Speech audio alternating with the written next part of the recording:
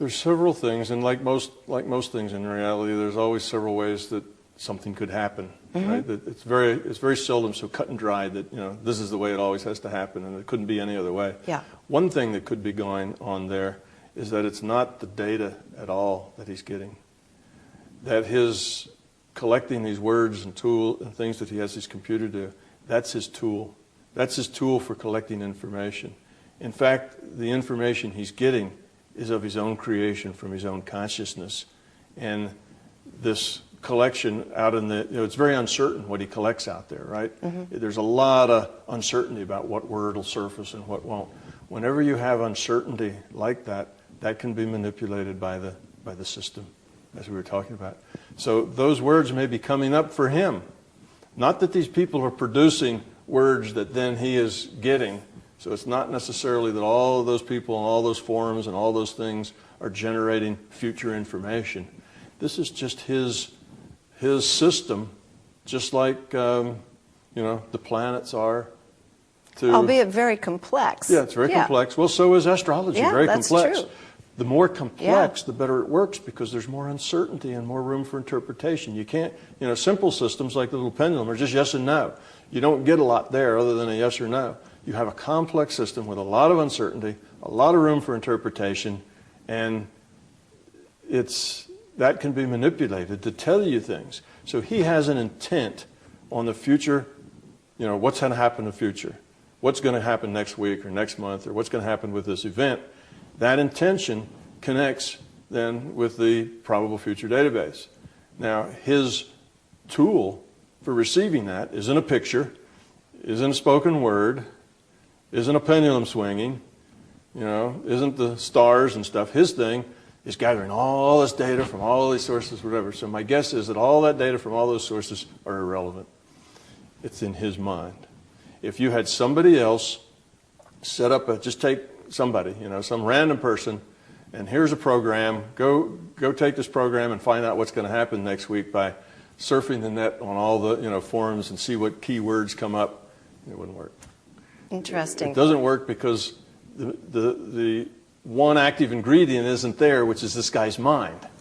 You see, it's the same way. The computer makes a lousy astrologer because what the active ingredient is the astrologer's mind. So you're saying by virtue of the model of our virtual reality, it has to be so that it always has to come, no matter what the system is, no matter how accurate we may be using our tool, that ultimately it's still being perceived through our consciousness. Yeah. And that is the end of each story, no matter whose story. The only active ingredient is consciousness. Everything else is metaphor and tools. Okay? We are consciousness. That's what we are. We are not, a human. We're not a physical body imagining that we have consciousness. That's kind of, the materialists, reductionists. That's their point. We are a consciousness imagining that we have a physical body. So we are fundamentally consciousness. This is all just virtual, this physical stuff. So we're consciousness, you're conscious, I'm conscious, this guy's conscious. We're all consciousness, and as consciousness, we are fundamentally communicating with each other. And as we work in these databases, which is our right to work in, because this is consciousness, that's where the data is, and we're part of that system. We gather this data. We need to have a tool to do that because we have beliefs. And if we don't have tools to do it, then we're lost. If I don't have the pendulum, I can't tell whether the answer is yes or no. Yeah. You see? Now, we have to have our interface. Some people's tool is just their intuition. They get the answer, yes or no. Some people hear it. Some people have to swing pendulums. Some people, have to do stars and things. Other people use Ouija boards.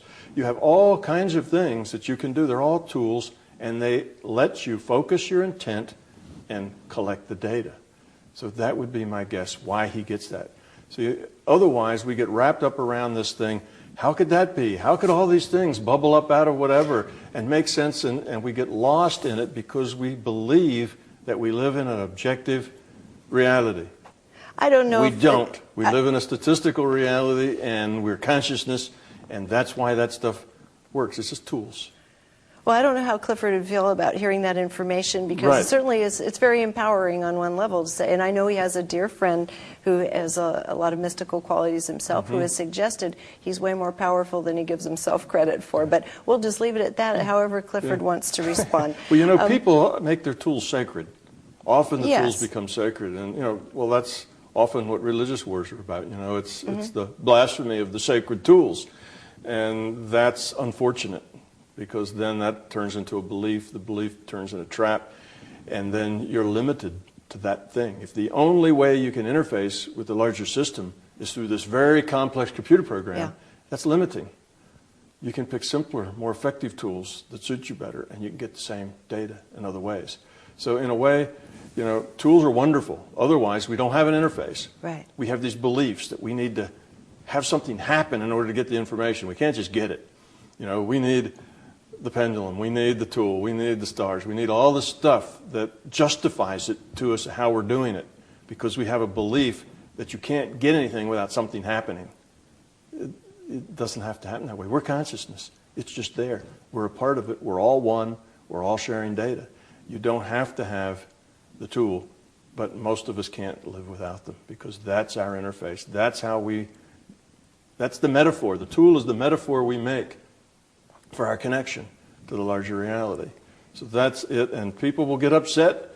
If you go to the Reiki people and you say, all those little symbols you do, and the touching the hands, none of those are fundamental. You don't need any of those symbols. You can do all that without them. The ones who really have gone past their belief system will agree with you. Yeah, I know. But the others will get very upset that you've just basically blasphemed against their sacred tool set. And it upsets them a whole lot. Religious tools are the same way. People don't like it if you don't act respectful toward their cross or their five-pointed star or whatever else it is. Well, it's the downside of attachment in general. Yes, absolutely. But we can move beyond that. And one thing that you were saying today, and I'll finish on this because literally I could talk to you for many, many hours. There are so many other areas we could go into, but I like this one for an endpoint. You were saying that the field of consciousness is designed to help us succeed. Yes. And that's really, I think, a very potent point of understanding for all of us. If you wouldn't mind just explaining that a little bit more. It is, as you say, designed to help us succeed. And by succeed, I mean grow up, become love. Now, in my book, I am a physicist, so I have technical descriptions, reduce the entropy of your consciousness. But what we're talking about is spiritual growth is another word to say that. And why does it help us? It's not like the grandfatherly, image that wants to come around and help us pet people. That's not it. Consciousness is an evolving system. The way that system evolves is to lower its entropy, to grow toward becoming love. That's the side of growth.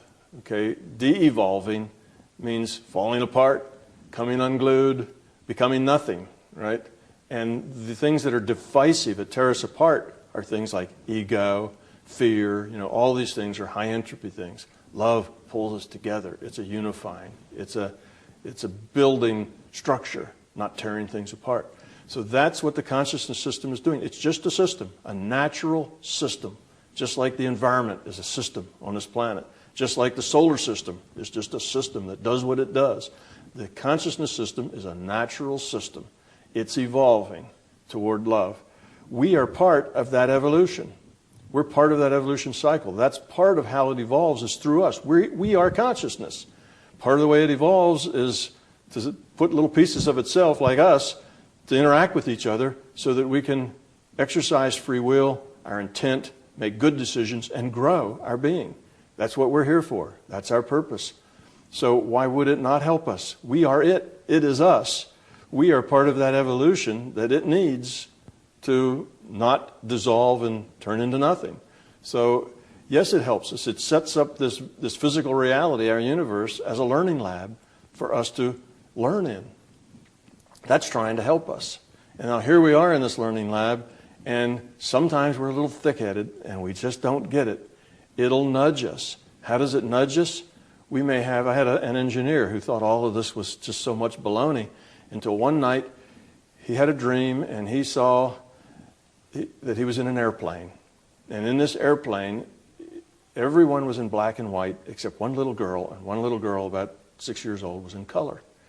He knew about planes. He knew exactly what kind of plane it was, the manufacturer, and that sort of thing. That was part of his engineering. So he knew those kinds of things. Well, the very next day,